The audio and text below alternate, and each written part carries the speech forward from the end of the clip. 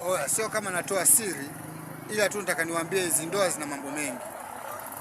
Hizi ndoa zina mambo mengi.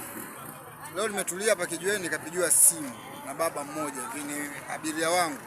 Nimemchukua, nimempeleka guest fulani, sitahitaji hiyo guest. Nimempeleka. Lakini yeye mke wake kamwaga anaenda wapi? Anaenda Mkata. Yaani Tanga anaenda Mkata. Nimemchukua nimempeleka kwenye hiyo guest. Sasa nimekuja nimekaa hapa sasa hivi, mke wake naye kanipigia simu. Kaniuliza, bwana vipi ushampeleka? Nikamwambia kapanda gari Akaambia basi kama dakika 5 unifuate. Nikamwambia poa, wapi hiyo? Akamwambia nataka unipeleke.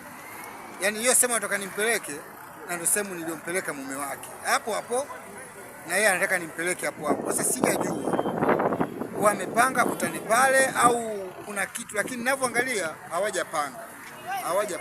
Sasa hebu labda uniambie wewe kitu gani kinachoendelea hapa. Shusha komenti yako hapa. Kama hawajapanga ni wasanue. Yaani kazi yetu hii.